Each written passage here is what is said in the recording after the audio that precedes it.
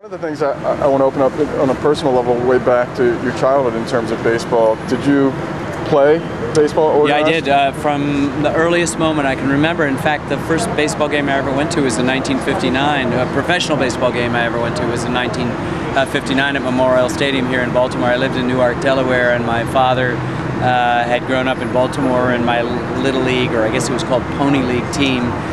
We had our uniforms. I sat out in center field, and the home plate was about a mile and a half away, and I have no idea who was playing or what happened, but I had the time of my life. But I'd already been playing in this Pony League and already had a really, great love of the game, and have kept it all my life.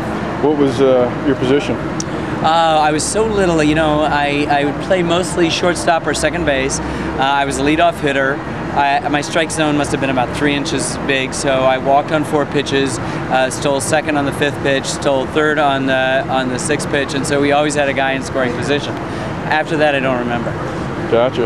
In terms of the films you've done, so opening on to war, opening on to music, opening on to baseball, just to name a few, and of course the national parks more recently, what holds them together for you?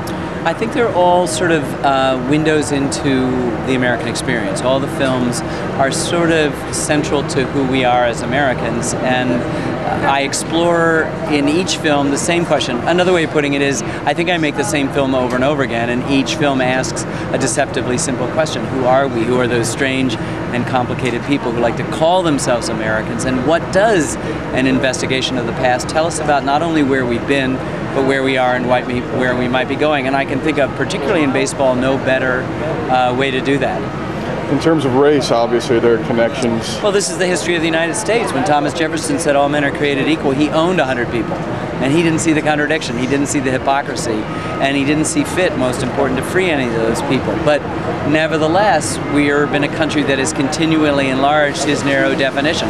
He meant all white men of property free of debt. We now mean women, we need people of all color, we protect our elderly and our young children and the handicapped, we debate the unknown and people of different sexual orientation. American history is the continual enlarging of that, and all of the subjects I've taken on, whether it's the national parks or baseball or jazz or any of the biographies that we've done, have tried to engage that essence of who are we, what is that essential American character.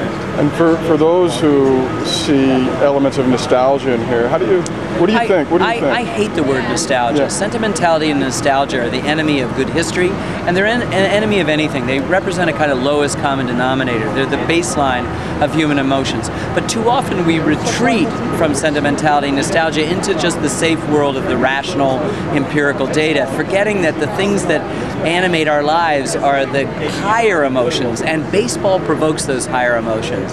And I among many other things, the relationships, the loves that we feel. So those of us who love baseball know what I'm talking about, that it fulfills something that we can't get anywhere else. The sense of community, of singing a song together with everyone else, of being able to leave our lives behind and participate in something that we share in common, particularly in a world where we're all divided, white or black, male or female, red state or blue state.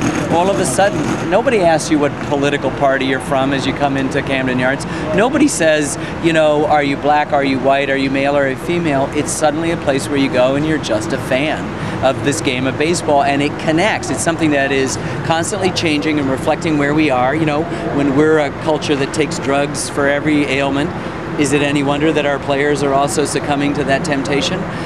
But it's also a thing that remains unchanging. So a 300 hitter means the same thing to my 3 daughters as it did to my dad, as it did to my great-great-grandfather who fought in the Civil War.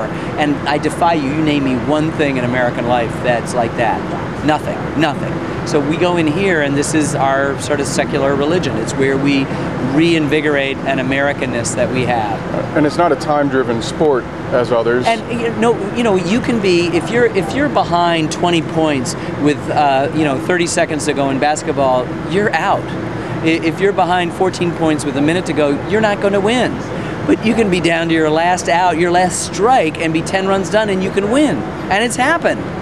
And that's great. And the more important thing is that the defense has the ball. Name me one other sport in which the defense has the ball. Right. What does that mean? The offense always has the ball. It matters in every other sport where the ball is. You only record a basket when the thing goes through the basket or the football passes into the end zone.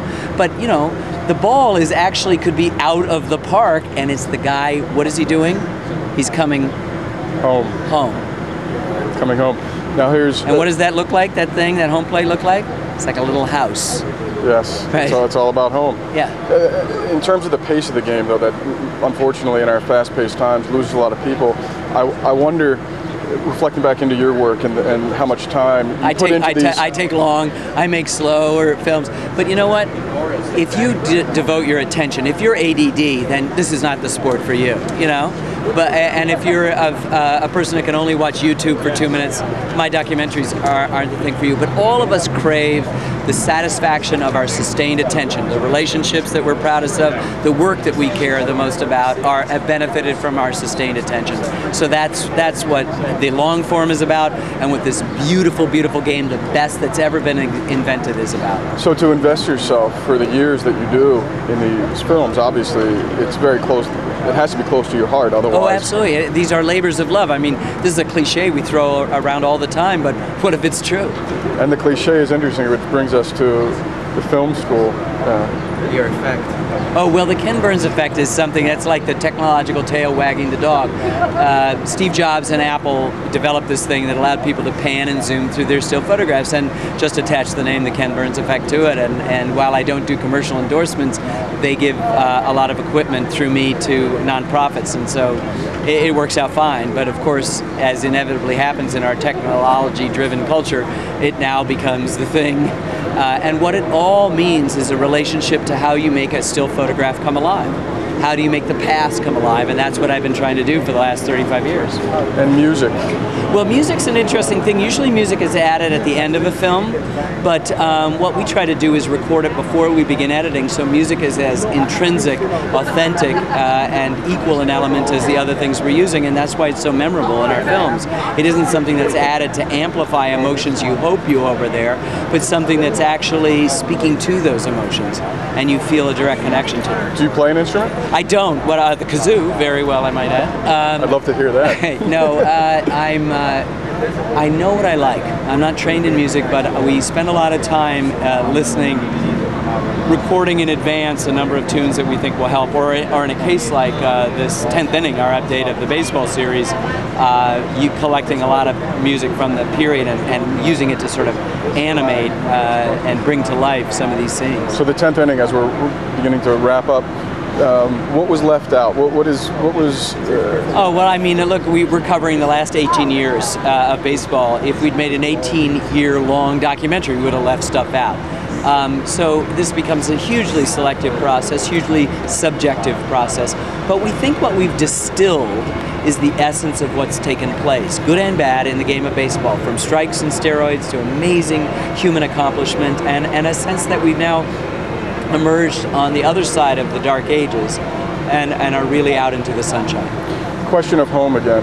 Where are this question in terms of the experiment of democracy?